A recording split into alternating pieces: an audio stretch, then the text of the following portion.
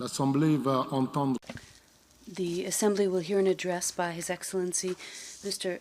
Chandrikapersad Santokhi, President of the Republic of Suriname.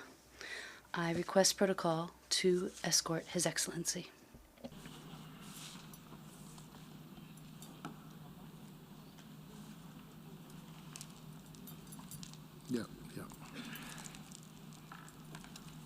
Au nom de l'Assemblée. On behalf of the General Assembly, I have the honor to welcome to the United Nations His Excellency Chandrikapersad Santokhi, President of the Republic of Suriname, and I invite him to address the Assembly. Thank you, Mr. President. Good afternoon. Your Excellency, Abdullah Shahid, President of the General Assembly, Your Excellency Antonio Guterres, Secretary General of the United Nations, Excellencies, delegates, ladies and gentlemen. Mr. President, I congratulate you on your election to preside over this 76th session of the General Assembly.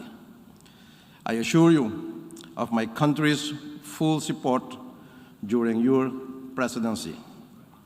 I take this opportunity to acknowledge His Excellency Volkan Bozkır for his sterling leadership of the very challenging previous session and to wish him well in his future endeavors.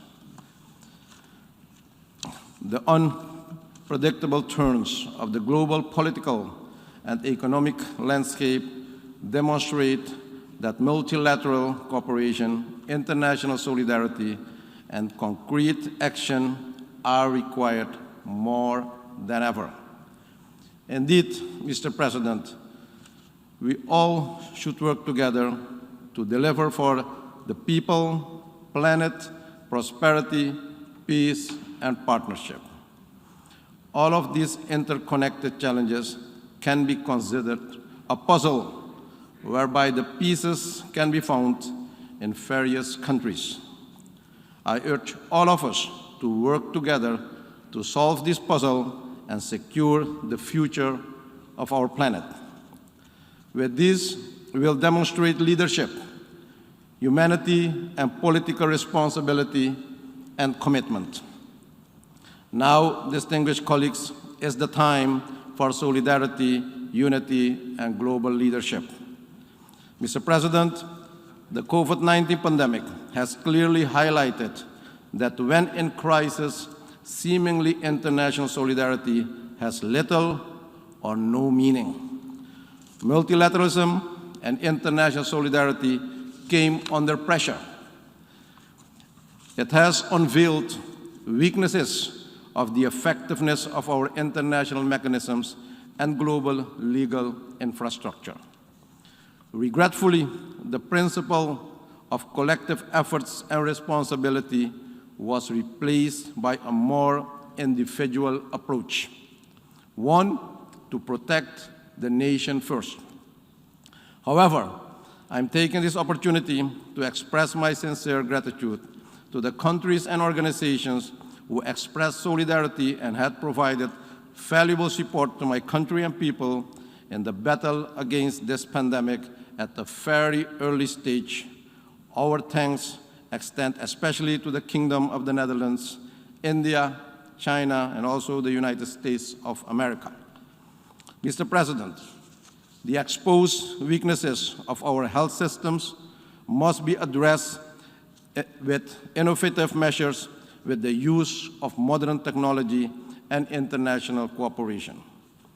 Allow me, as we go forward, to underscore the importance of using science and technology for peaceful purposes. We also need to pay attention to the long-term social and psychological aspects, the widening of the education gap and the digital divide, as well as the unequal access to vaccines. Moreover, many countries in Latin America and the Caribbean, known as middle-income region, regrettably have not benefited from the various COVID-19 multilateral debt relief solutions. Mr. President, we must develop a post-COVID strategy with focus on developing an effective strategy to improve vaccination levels in our societies, rebuilding the economy, and establishing a COVID-19 recovery fund with support of the international financial institutions and the private sector. We cannot go back to what we were used to, but rather focus on how we organize ourselves for the new normal with COVID-19 as part of our lives, removing barriers for ease of doing business and investment. Mr. President, beyond the severe impact of COVID-19, we have been challenged with financial and economic deficiencies, including high debt burden. In this regard, access to concessional financing is of critical importance in rebooting our economy. Currently, we face unrealistic, unfair, and counterproductive classification instruments. Suriname looks forward to new substantive methods of financial support based on the socio-economic reality of the countries concerned. At the same time, vulnerabilities of countries should be taken into account.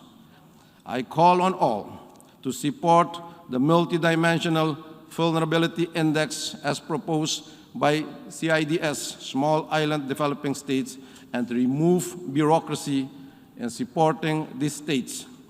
It is in the interest of all of us. Mr. President, Suriname supports the call for a stronger and more effective United Nations. A restructured and revitalized United Nations must ensure that the organization remains the source of redress for the international community and home to international justice and equitable decision-making. It is my firm belief societies should be organized based on democratic values, good governance, an independent judiciary, and with respect for human rights. In achieving these objectives, we must allow countries, especially in the midst of COVID-19 crisis, to develop sustainable economies without obstacles.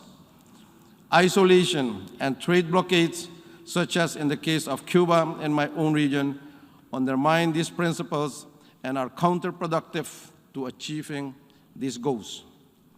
Therefore, I am calling for continued dialogue and negotiations to solve differences and conflicts within the framework of the Charter of the United Nations. Mr. President, climate change remains a serious challenge and an existential threat which requires the attention of all of us. In recent months, we have witnessed its worldwide impact, such as deadly floods, widespread forest fires, and significant rises in global temperature. No country or region was spared of its wrath. In the case of my country, Suriname, and the countries with low-lying coastal areas, we are committed to fighting climate change because we are particularly vulnerable, even though we have contributed the least to this problem. Suriname is a high forest, low deforestation country with a forest coverage of approximately 93%. Suriname significantly contributes to the mitigation of the effects of climate change. We are one of the few carbon negative rating countries in the world, yet we are not fully benefiting from global arrangements associated with sound forest management. The time has come to acknowledge the unique challenges faced by the high forest, low deforestation developing countries, and to improve and maximize their fair access to climate finance. As we prepare, Mr. President, for COP26, early November this year in Glasgow, we must bear in mind that noble ideals with strong political commitments do not mean much if not supported with new financial resources. COP26, therefore, should result in ambitious and actionable commitments. Suriname calls on developed countries to recommit to the $100 billion per year to support developing countries as agreed in 2015 Paris Agreement. In this regard, I stress the importance of the Amazon Cooperation Treaty Organization, ACTO, and the need to support its activities aimed at protecting the Amazon rainforest and its biodiversity. Mr. President, 1 year ago, the new government of Suriname on leadership took office and had to deal with several financial and economic challenges.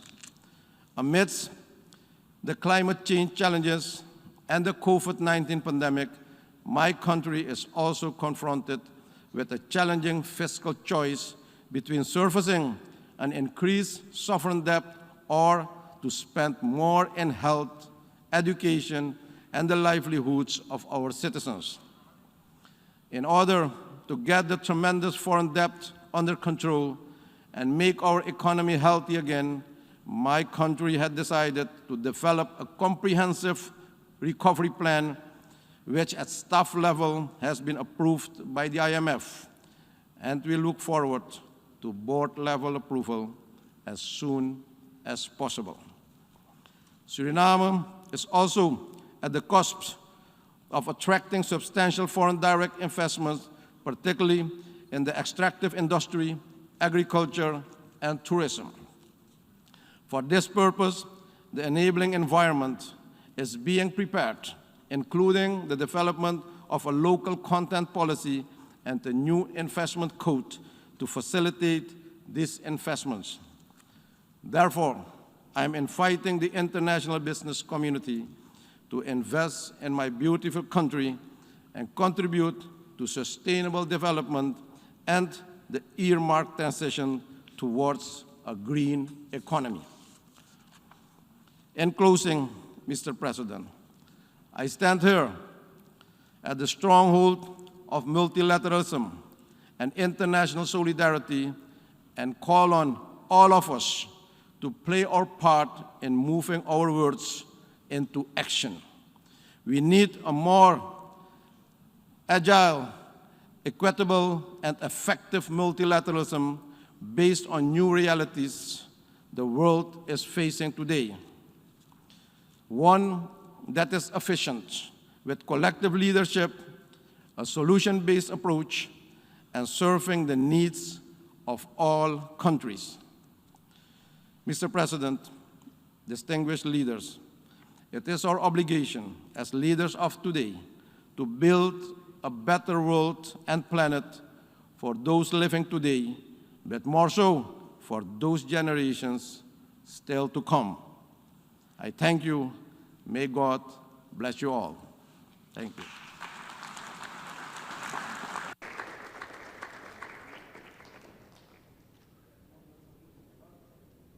Au nom de l'Assemblée, On behalf of the General Assembly, I wish to thank the President of the Republic of Suriname for the statement just made, and I request protocol to escort His Excellency.